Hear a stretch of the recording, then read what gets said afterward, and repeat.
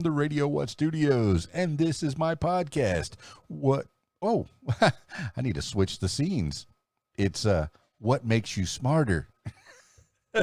It's an extension of the RadioWhat.com internet radio station that I've been running for quite some time. And if you need DJ services, where do you go? Where do I always send you? DJLittleRock.com. One more time, DJLittleRock.com. Check availability and get a free price quote, and maybe you can have me at your next event. You know, I like to party with the people. The people need to be entertained. Let me entertain you. Are you not entertained? Yes. Make your next thing a big one. Hey, this week's shows, well, I mean, usually by this time on Friday night, if you're watching the recording as I'm doing it live on Facebook and YouTube and Twitch, then you'll know, why is he not at the RAB? Well, the RAB, at least their pool players, have come down with a little bit of the COVID. Yeah, the COVID. So for the next couple of weeks, there will be no RAB. The RAB is closed in Conway, Arkansas for the next couple of weeks. So there you go. I guess I'll have my Friday nights free to do other things, like podcasting and maybe some video game playing. I'm doing online streaming using the hashtag KeysDanGaming. And maybe next Friday I'll slip in another podcast, my other podcast, What Makes You Famous. And you could find that using the hashtag What Makes You Famous. If I'm a little clunky right now, it's because usually I'm in the middle of a karaoke show, entertaining the people, having some fun, doing some stuff on a Friday night. I'm not used to being, not there, not at the RAB. I hope the people, well, I don't know exactly who got the COVID-19, but I do hope that their convalescence is very quick. I'm not sure what their symptoms are, if they're asymptomatic or they're really experiencing some of the reportedly more harsh symptoms. I have no idea, but I hope that they feel better soon and get through this COVID-19. I don't know who they are, so don't ask me. Stop asking. All right. And stop asking the RAB, because it's none of your business. Just, some people got it. I guess if you do go to the RAB, it might be your business. Maybe you'll know if you were in close contact. It'd be good to get checked out. Anyway, I do hope they get better. Hey, and I hope we all get through this COVID-19 thing quickly. Come on, scientists. We're all counting on you. It is Friday the 13th. How's everybody doing out there? Friday the 13th. Are you superstitious? Do you feel a little wary about Friday the 13th? Well, maybe I'll do a little special podcast on the Keys Dan Show. Hey, I haven't done one of those in a while. The Keys Dan Show. That's my all other things show where I just talk about whatever. The What Makes You Smarter podcast, I've been using this for current events. And, now, on with the show.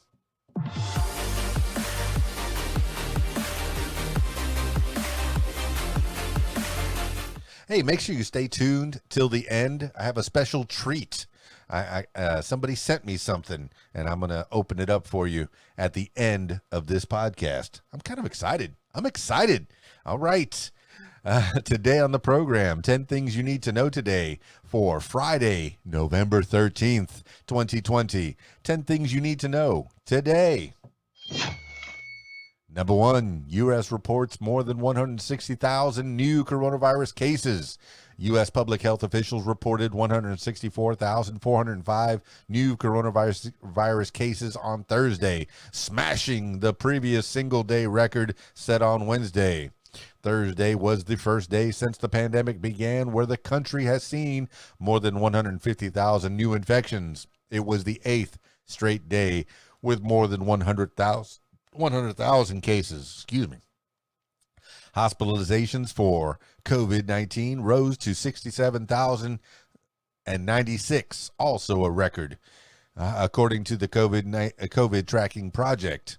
Hospitalizations have doubled over the last 5 weeks. Deaths, which tend to rise shortly after increases in new cases, already average more than 1,000 per day.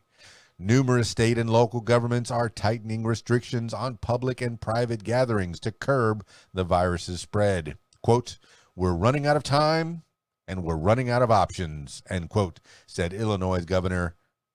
I said Illinois, and I just talked to somebody from Illinois.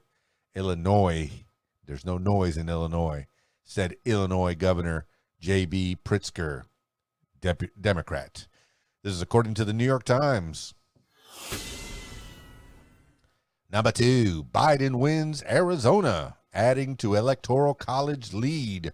President-elect Joe Biden on Thursday was widely projected to win the battleground state of Arizona, adding its 11 electoral votes to his expected margin of victory over President Trump in the Electoral College. It takes 270 electoral votes to claim victory, and Biden now has 290 votes lined up. Biden is the second Democrat to flip long red Arizona in 7 decades. Trump is challenging election results and refusing to concede, although judges already have thrown out some of his cases. Trump now would have to have courts throw out enough votes to change the outcome in 3 states to claim victory, which legal experts say is extremely unlikely. Election officials say they have seen no evidence of fraud that would justify throwing out a significant number of ballots. This is according to Reuters. Number 3, Lewandowski, latest Trump insider to test positive for COVID-19. Corey Lewandowski, an advisor to President Trump campaign, has become the latest member of Trump's inner circle to test positive for the coronavirus. Lewandowski confirmed his diagnosis to CNN on Thursday, saying he was feeling well but would stay home as a precaution. Earlier this week, Trump political advisor David Bossie, Housing and Urban Development Secretary Ben Carson, and White House Political Affairs Director Brian Jack also tested positive for the coronavirus. Lewandowski shared a photo aboard Air Force One on the day before Election Day alongside Bossie, among others, before a Trump rally in Wisconsin. He also appeared in a Pennsylvania news conference about the campaign's election challenges and attended an election night party at the White House wearing a mask. This is according to CNN. Number 4, election security officials call vote most secure in history. A coalition of election officials, including Homeland Security officials, on Thursday described last week's general election as, quote, the most secure in American history. Quote, end quote. Quote, there is no evidence that any voting system deleted or lost votes, changed votes, or was in any way compromised, end quote, according to the security group, which included Department of Homeland Security, Cybersecurity and Infrastructure Security Agency, and the National Association of State Election Directors. Quote, all of the states with close results in the 2020 presidential race have paper records of each vote, allowing the ability to go back and count each ballot if necessary, end quote. The group continued, the conclusions contradicted unsubstantiated claims by President Trump that voting fraud in multiple states could cost him the election. This is according to USA Today and the Washington Post. Number 5, Pennsylvania court hands Trump minor ballot challenge win. A Pennsylvania appellate court on Thursday ruled election officials in the state can't count a small number of mail ballots from people who failed to provide proper identification by a Monday deadline, 2 days before last week's election. Pennsylvania's Secretary of State, Kathy Boockvar, pushed the deadline back by 3 days. Commonwealth Court President Judge Mary Hannah Leavitt ruled Boockvar didn't have the authority to make that decision unilaterally, so those ballots must not be counted. State officials did not immediately say whether they would appeal. The decision marked a victory for the Trump campaign, which challenged Boockvar's decision, but the case had no impact on the state's vote tally because none of the affected votes had been included. President-elect Joe Biden leads the state by 54,000 votes. This is according to the Philadelphia Inquirer. Number 6, Biden congressional Democrats renew call for COVID-19 relief bill. President-elect Joe Biden and top congressional Democrats on Thursday called for a deal on a new coronavirus relief package before the end of the year, accusing Republicans of refusing to deal with skyrocketing COVID-19 cases. Quote, "It's like the house is burning down and they just refuse to throw water on it," end quote. House Speaker Nancy Pelosi, Democrat California, said of Republicans. Senate Majority Leader Mitch McConnell, Republican Kentucky, rejected Democrats' proposals as too expensive, saying Republicans were pitching stimulus spending in the $500 billion range. Quote, "I gather," Pelosi and the Democratic leader in the Senate still are looking at something dramatically larger. That's not a place I think we're willing to go," end quote, McConnell said. This is according to Reuters. There you go. Number 7, DOJ says Acosta showed poor judgment in Epstein deal. The Justice Department has ended its internal investigation into the late financier's Jeffrey Epstein's non-prosecution agreement over alleged sex crimes without taking any action against the prosecutors involved. The Justice Department said former Labor Secretary Alex Acosta, then a U.S. attorney, exercised poor judgment in the 2008 deal, which let Epstein avoid federal sex trafficking charges. The investigation concluded Acosta, quote, "failed to make certain that the state of Florida intended to and would notify victims identified through the federal investigation about the state plea hearing," end quote.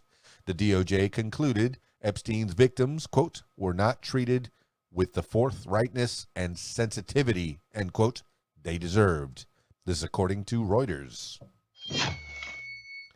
Number 8, voter turnout broke records. Voter turnout in 2020 has broken both national and state records, and votes are still being counted. So far, 63.9% of Americans eligible to vote cast a ballot in the 2020 election, the highest portion since 1908's record 65.7% turnout. Turnout in all but 8 states is projected to exceed 40-year records, with turnout in Minnesota and Wisconsin coming close to 80%. Overall, total 2020 turnout is projected to rise to 66.5% once all votes are tallied, the highest since 1900's 73.7% turnout among eligible voters. A much smaller voter pool was eligible to cast ballots in 1900 and 1908, as women, Asian Americans, and some Native Americans could not vote, and other non-white Americans were discouraged from voting through Jim Crow laws and intimidation. This is according to the Washington Post. Number 9, 7 killed, including 5 Americans in Egypt military helicopter crash. A U.S. Army Black Hawk helicopter crashed on Tiran Island off the southern coast of Egypt's Sinai Peninsula during a peacekeeping mission on Thursday, killing 5 American service members. 1 French and 1 Czech citizen also were killed. 1 American reportedly survived. An investigation is underway, but mechanical failure is suspected, Fox News reported, citing officials. Quote, "At this point, there's no information to indicate the crash was anything except an accident," end quote, said a statement from the United Nations peacekeeping mission in the Sinai, in which around 400 U.S. troops serve. The crash was the deadliest the U.S. military has suffered this year, with the casualties exceeding the 4 Americans killed in combat in Afghanistan this year. This is according to Fox News and the New York Times. Number 10, 7 die in North Carolina flash floods At least 7 people died in flash floods in North Carolina on Thursday, as the same weather system driving Tropical Storm Eta dropped 10 inches of rain on some parts of the state. The flash floodwaters swept away at least 4 bridges and parts of 50 roads. Emergency responders found the bodies of 3 people at the Hiddenite Family Campground in Alexander County, about an hour north of Charlotte. An adult and a child remained missing. About 30 people were evacuated from the campground. Another person in Alexander County was killed in a car when a bridge collapsed. Quote, "It is hard on the rescuers, especially when you have to break the news to the family," end quote. Chris Bauman, the county sheriff, said at a news conference. This is according to the New York Times. That's 10 things you need to know today for Friday, November 13th, 2020. Thank you so much for listening. This has been What Makes You Smarter. It's Keys Dan. Hi. I'm just trying to fill my head with knowledge. And if you'd like to take the journey with me, I encourage you to do so. I record these usually in the evenings around 7 o'clock, but who knows? Just keep your notifications on. And you'll know when I go live. How about that? How'd that be? And I'll give you the 10 news items, but please don't use me as your only source of news. Make sure you look up all the little footnotes that I give, all the different news sources, more reputable news sources that I give. This is just a little taste of what's going on in the world today. All right. And if you'd like to tell your story or hear the stories of others, I encourage you to check out my other podcast, What Makes You Famous. Find it everywhere using the hashtag What Makes You Famous. Speaking of What Makes You Famous, recently on the podcast, I had Mark Grisham on the podcast. He is an author, and I had him on the What Makes You Famous podcast. I guess I could switch back over to that screen. Boop. There you go. This could confuse people, right? They're thinking they're watching What Makes You Famous, and I just switched it back over to What Makes You Smarter. Well, like I said, Mark Grisham, he's an author, and he has sent me a package. I wonder what the package is. It feels like, he's an author. It feels like a book. Let's see what it is.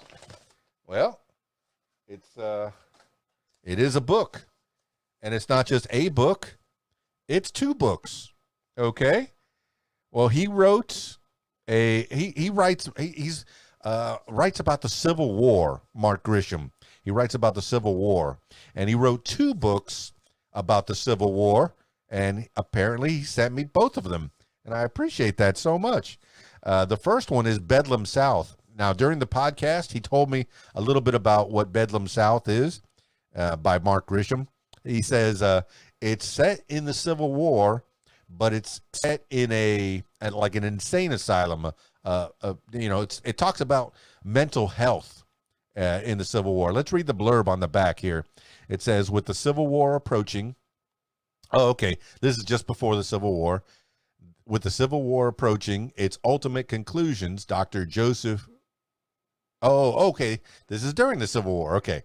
With the Civil War approaching its ultimate conclusion, Dr. Joseph Brierley arrives in Richmond to head the infamous Wingate Asylum, known to its soldier inmates as Bedlam South. Nearby, on the front lines, Zeke Gibson joins his brother in battle. The pair will find their fates intertwined in a panoramic view of the Civil War as the world surrounding them descends into chaos and strife. So find that book, Bedlam South, and that's a book by Mark Grisham. Yeah, I know, Grisham. It's an author's name. It is, yes, Mark Grisham. He is John Grisham's brother. Ha! There you go. It's in the blood. Writing is in the blood. Well, that's the first offering that Mark Grisham had, and he sent me that. And he also sent me the latest offering that he had. It's called Diablo, and I love the title on that. It says Diablo, a novel. Oh, I just noticed on the Bedlam South, it says Bedlam South, a novel. It just spells it out for you. For those folks that wouldn't know, this is a novel. Yeah. And I told you he's a Civil War buff, Mark Grisham is. And he wrote another one about the Civil War. See, I knew I remembered the Bedlam South was during the Civil War, and it turns out it was towards the end of the Civil War. Now, if I remember correctly, I haven't read the blurb yet. If I remember correctly, Diablo is set in Helena, Arkansas, just before the Civil War. And from what I remember him saying, and this is only just a few days ago, it was I think we talked on last Sunday, he said that it was just before the Civil War. And one of the things he mentioned was the South saying if Abraham Lincoln got elected president, they were going to secede from the Union, and secede they did, blasting us into a civil war. But from what I remember, Diablo is set just before the Civil War. So let me read the blurb here on the back. Step back in time as you journey down the Mississippi River in a wooden flatboat, searching for a woman who has been abducted from her home in the sleepy little river town of Helena, Arkansas. Feel the it's kind of hard to read this one because it's kind of, if you were colorblind, it would be almost impossible to read. Let me put a little more light on the subject here. There we go.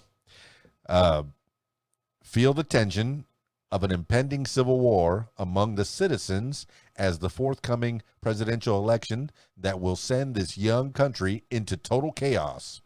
Here, the celebrations erupt as the southern states secede from the Union and Fort Sumter is bombarded.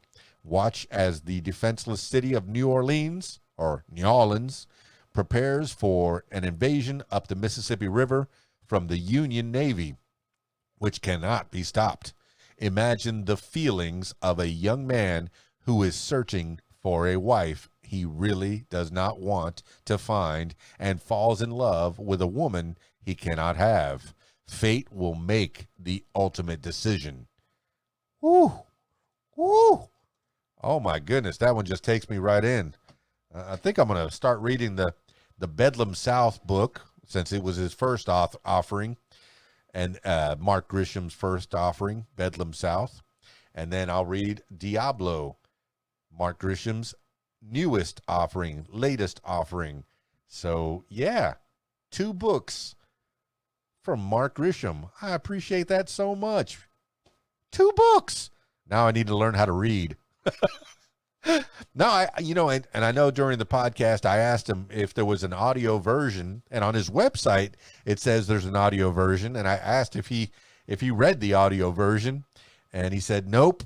And I said, why? Because he's got this really, really deep Southern accented voice, really, because he's from Jonesboro, Arkansas, him and his brother, John Grisham are from Jonesboro, Arkansas, in the northeast Arkansas area, and he's writing about Helena, Arkansas, in the west Arkansas area.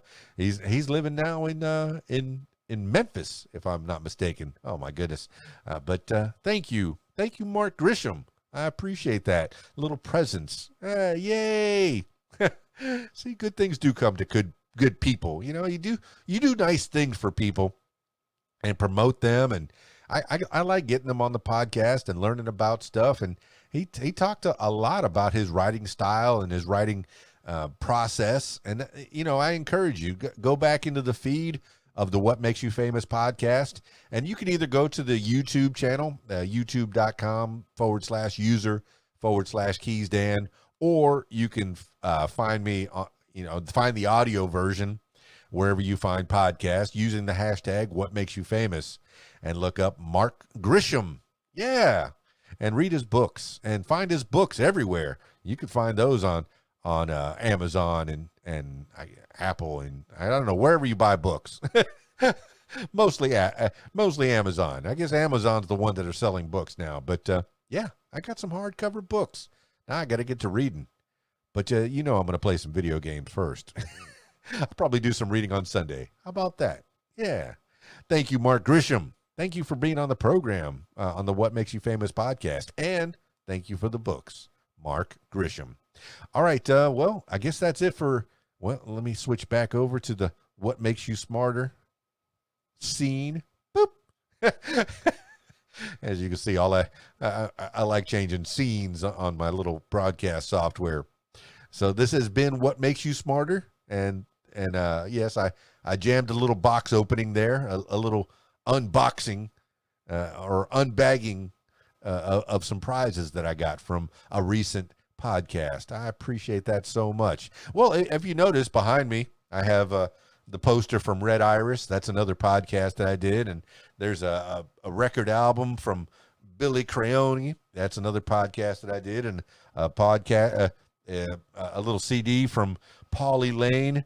So I'm, as these things start piling up, who knows? Will I take these books once I read them and put them up on the wall behind me? But I know I can make some space. All I have to do is move the superheroes up and out of the way and make a lot of space behind me so I can more promote people. Yeah. That's what I'll do. Yeah. See? Yeah. All right. That's it for this edition of, the Friday the 13th edition of What Makes You Smarter. Thanks for hanging out with me for a little bit. And if you want to watch me play some games, you can use the hashtag KeysDanGaming. I'll be playing in just a little while. Maybe after dinner. Who knows? I know I have a wedding to DJ tomorrow, so I'm stoked about that. I need to get the songs all ready and make sure that I have everything set that I need. That's it for me. It's Keys Dan, RadioWhat.com, DJLittleRock.com. Peace.